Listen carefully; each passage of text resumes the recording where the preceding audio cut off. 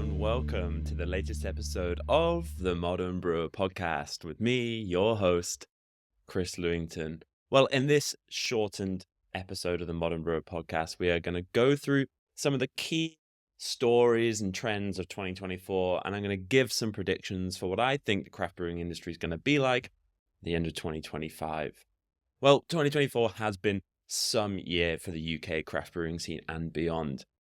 No doubt it's been marked with a little bit of doom and gloom, but I'm going to definitely find some positivity in all of this as well.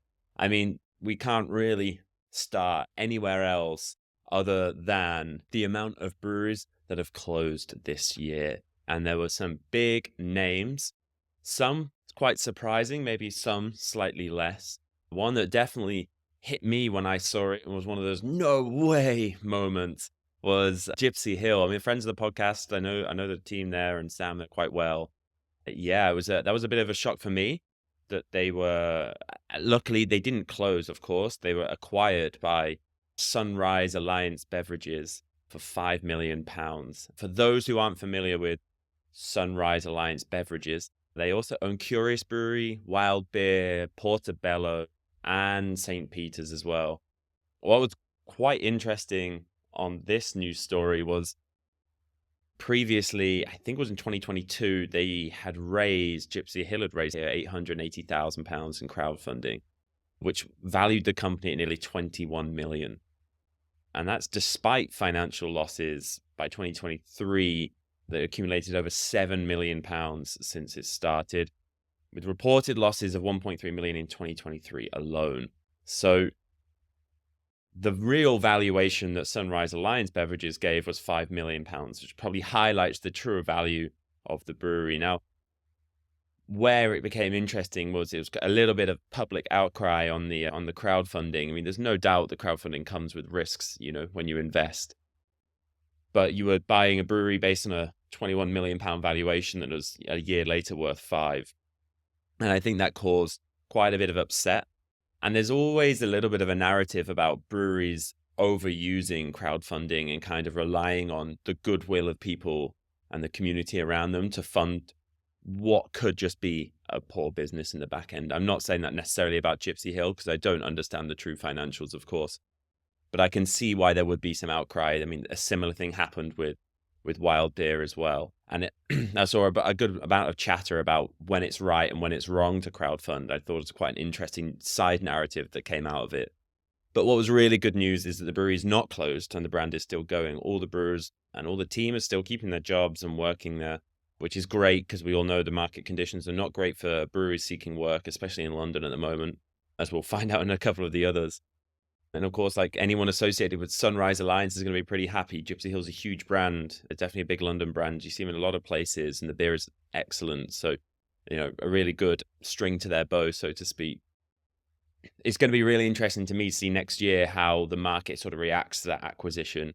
I mean, I've been a part of a brewery that sold to a much larger brewery and the public outcry was pretty substantial, but sales ultimately kept on growing. And it's going to be interesting to see with a brand like Gypsy Hill, how that acquisition really, how that's taken by the market. And will those crowdfunding investors ever see their money back? They did say that by 2028, they'll look to pay them back for those who invested, but that relies on a profit margin, a profit total, which, has to be made first. But I think what would be the bigger question for me personally is how long or if Gypsy Hill Brewery will be consolidated into one of their other breweries in their portfolio. You see that so often, and we're going to talk about one of the major ones later on. But I mean, across the board, whenever there's consolidation of brewery brands, generally that means production gets consolidated to one site at some point. So it'll be interesting to see how that pans out, because obviously that will affect a lot of the positivity that I felt around this, people saving their jobs, etc. So that's going to be a really interesting development, one to keep the eye on in 2025 and probably beyond, most likely. The other one was really sad as well, was Wildcard Brewery, one of the OGs really, closed after 12 years of operation, citing the classic cost of living crisis and COVID-19 aftermath. It was really sad to see one of those go. I know a bunch of the brewers there as well. It's really local to where I actually live. So everyone knows the market conditions have changed substantially. COVID was big, especially if you took on a lot of debt during COVID. interest rates then go up, the cost of living. And those two things really do double down to be quite difficult. And those breweries who took on debt, it's so tough, especially when the market is, as we'll see, it's not necessarily bad. It's just different, and it's not growing exponentially like it once was. There was a lot more breweries competing for less space. So that's really where that kind of comes from. But yeah, really sad to see that one. And then the other one, Four Pure Brewery down in Bermondsey, one of the big ones in London in terms of London brewery capacity, was consolidated up to Magic Rock. Just as I was saying before, this was less of a surprise to me. I know that it's a big unit down there that got a lot of expensive equipment, and ultimately there's a brewery up north that's probably a lot cheaper to run.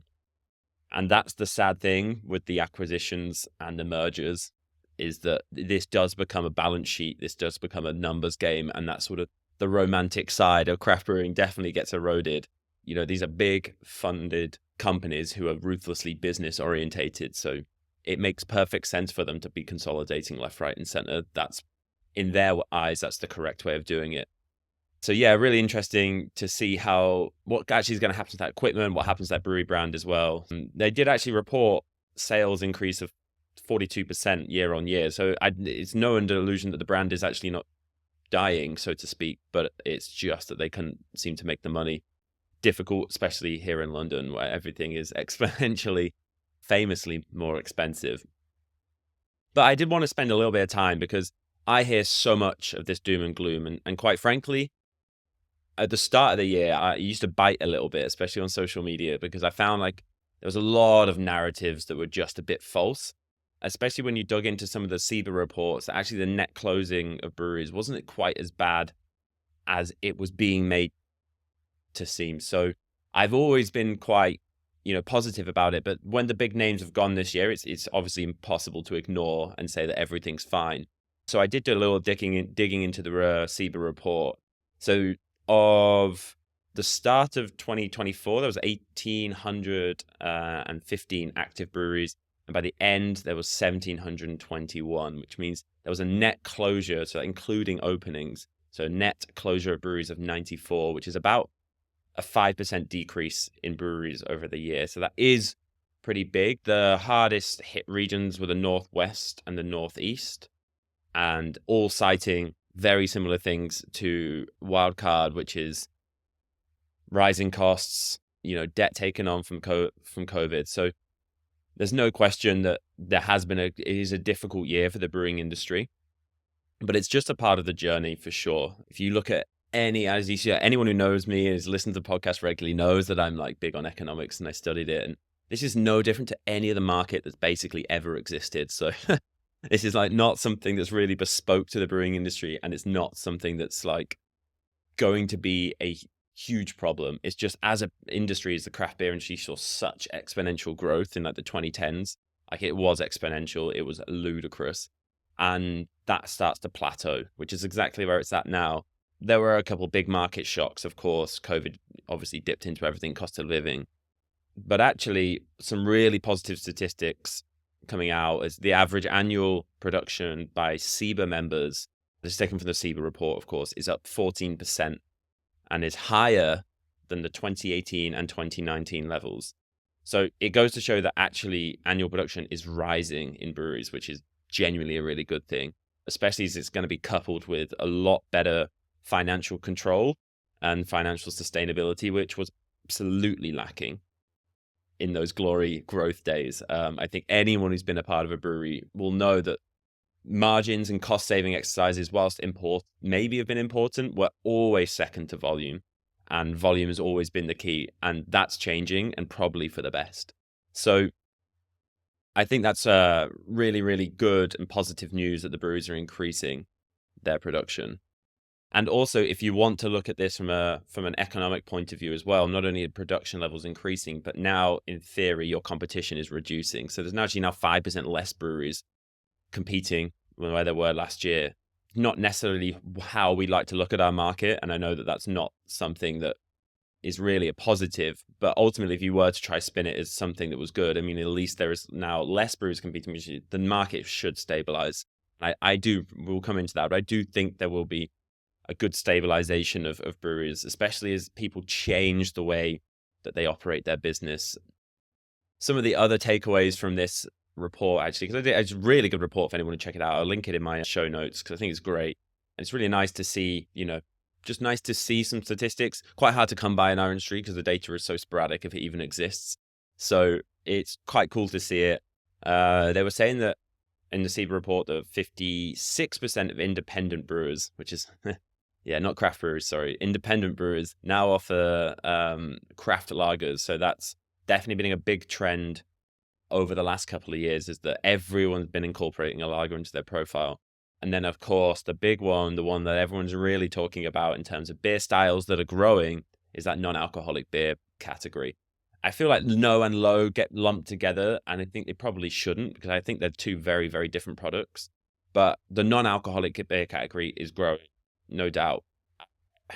I do see that you've got to be careful with percentages in this world, because it's based off what. So if they only sold 100 liters and then they sold 200 liters next year, the percentage increase is huge, 100%, but it's not really a significant volume. And what I'm waiting for is when I see non-alcoholic beer on taps, commonly drank in pubs. I do see it drank way more than I ever did in pubs. But I think if you were to go and ask any pub owner what's their sales split of non-alc to alcoholic drinks, we're talking 0.5%, maybe less, of their total sales. So when that starts to creep up, that's when that market is going to start really, really growing. So it's a really interesting one, and something I'm going to talk about in my predictions for next year, because there's also, with that exponential growth that's happening now, it's also coming in with its own problems.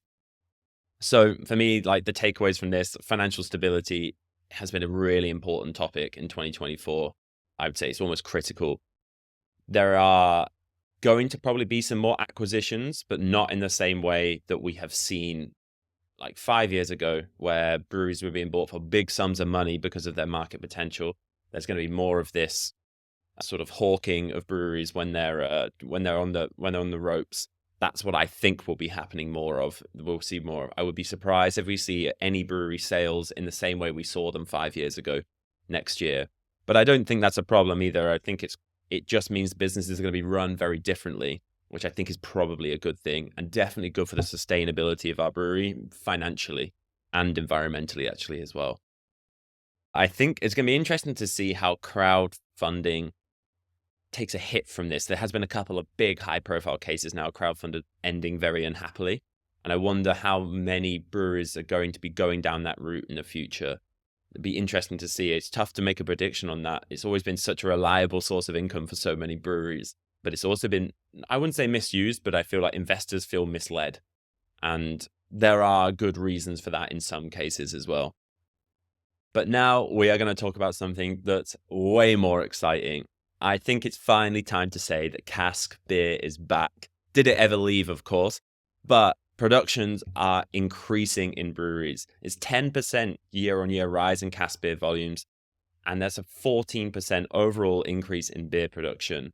So that's coupling up. The growth of cask is accelerating the growth of beer sales within craft breweries, independent breweries now as well, which is making a return to better than pre-pandemic levels. So there is loads to be excited about. Cask beer is such a heritage product for us.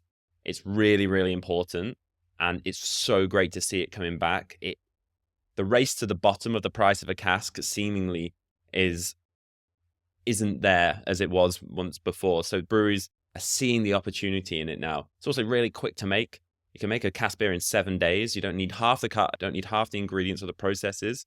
So I think there's a really, really good opportunity here for cask beer to keep on growing. And I think it's just so exciting. As a massive, massive fan of cask beer myself, I know that I've definitely been seeing a better variety, better quality cask beer coming out recently as well.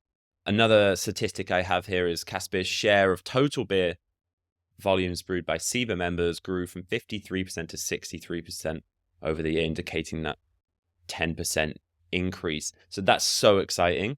It's going to be always challenging to get cask beer to be as popular as keg beer or getting it close. We all know the problems with cask beer, both on the quality side, that happens in the brewery as much as it happens anywhere else, but also, of course, in the cellars of the breweries, of the pubs that they're being sold at.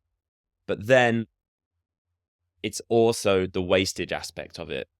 And that is, in my eyes, that's the biggest problem with cask beer. And that's why there was that race to the bottom almost. But pubs were like, okay, I will spend, 50 quid on a 9 gallon of beer because I know I'm going to have to throw 30% of it away, or most likely, which is just crazy. Or they'll just keep it on until the beer is so bad as undrinkable. And then everyone's having a bad experience having a pint of 7-day-old cask beer, which is totally gross.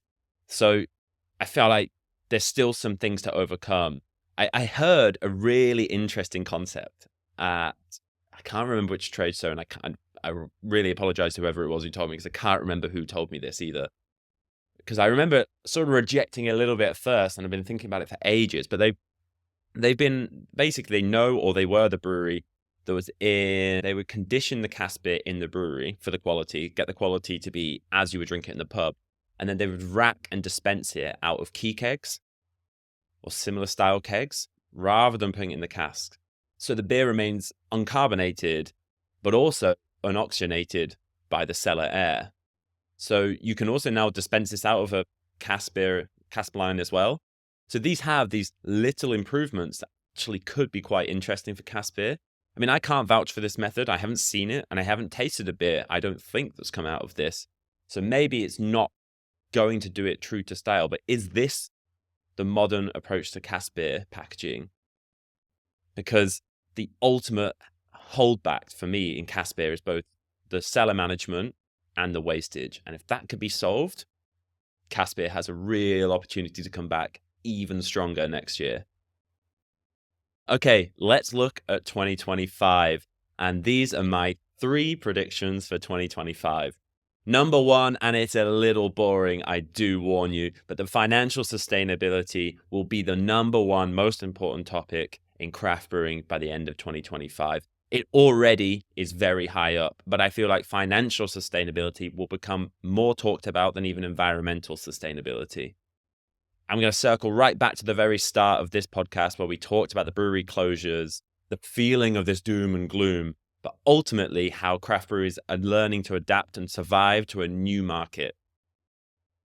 Breweries will continue to close. That is still a part of this cycle.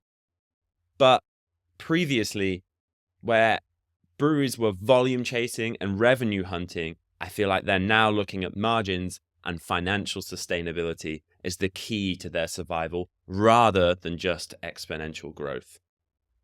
Number 2, I predict that in 2025, there needs to be some regulation on no alcohol production, both from a microbiological standpoint and from an ABV standpoint. I have seen, heard, and actually read reports of some pretty big horror stories within the non-alc category. There are breweries who are pumping out beer that's well over 0.5%, even though it's advertised as 0.5%. There is a bunch of microbial issues that can come with packaging and brewing non-alcoholic beer. There's some questionable understanding of stabilization versus sterilization. And all of this is leading to some really, really scary products on the market, in my opinion. There's a lot of exploding cans. There's a lot of beer at over 0.5%. And there is genuine danger to people's health.